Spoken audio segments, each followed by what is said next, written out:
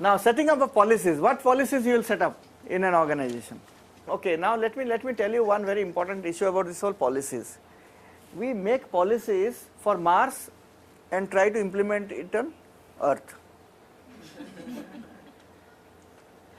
Have you ever thought about it? You know, we make policies which you cannot comply with, and normally it is not possible to comply with, and therefore the policies are fraught with this, that it will be definitely violated right from the time that you set up the policies. You know, recently, last month I think, I was in a meeting in Orissa, and so we were discussing about policies, and then there's a very rural-based NGOs, and they were telling me that we have a policy that not more than 2,000 rupees of cash payment will happen in this organization. I said, when did you set up this policy? That's 6 months ago. I said, can we see how many times you have violated this policy already? I said, why do you make that policy which will lose its sanctity right from the day one? Nobody is asking you to make such a policy which you cannot follow. So therefore, please look at your policies.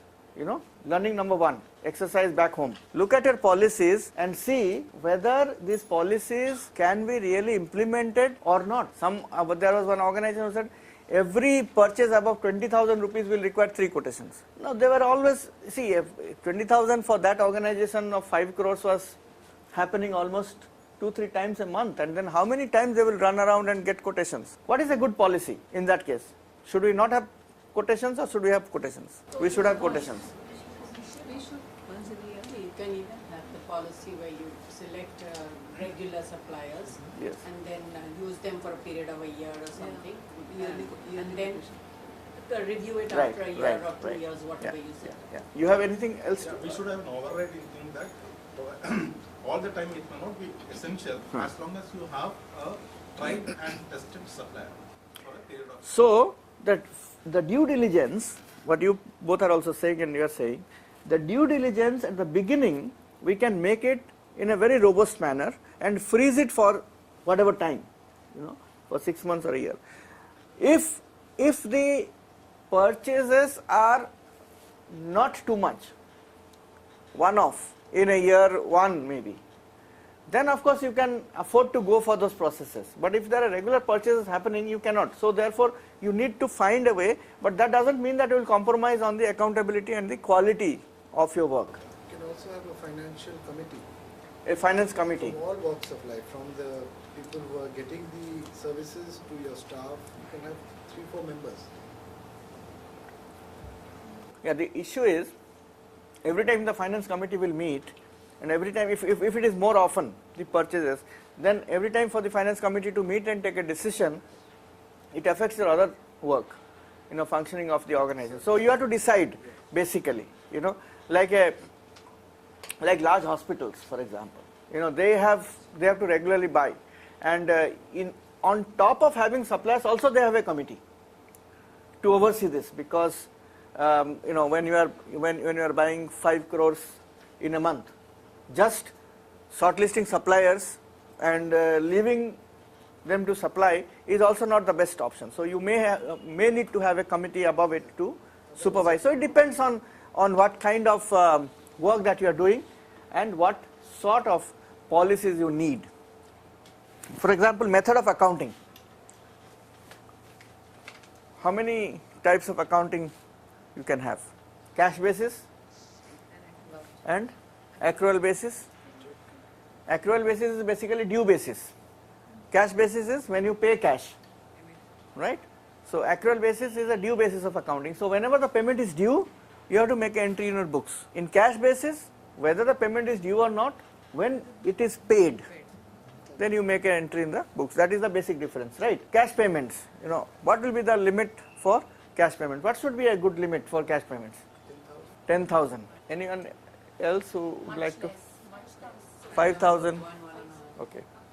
1,500. Because we don't need to make such heavy cash. Okay. The rule is that you have to go by check. Because we are in Mumbai or in larger cities, but when you go to rural areas, people would say that there are no banks in rural areas. So how shall we make this payment? So there are more, so it depends on.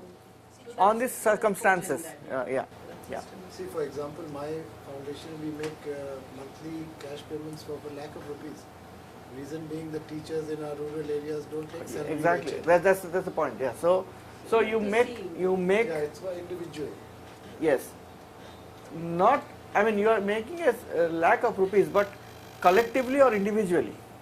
Collective. Collectively, yeah. Individual, I'm talking That's about why I'm saying individual. 10,000 is the limit. for Yeah, teachers. 10,000 limit, but collectively more than a So lakh. it more or less covers. most Sure. of the Yes. So cash payments is a very important issue. Procurement we have already seen. Or asset procurement, I think it is good to have a committee and having all these processes of getting quotations and so on is very, very important, because assets you don't procure almost every day. Assets are procured once in a year or 2-3 times in a year, so it's good to have those kind of processes. Purchase policy we have seen. Now travel rules. Having clear travel rules in an organization is very important, because otherwise it leads to a lot of confusion. Who is entitled for what, to what level, what basis, and all that. Salary structures. What kind of salaries and what kind of increments and what kind of benefits, leave rules, and even investments. How the surplus funds are going to be invested. These are some list which is not very elaborate. I mean, some indicative list, but you can have many more things to be added. So that is about setting up of policies. Now setting up of policies is the first thing.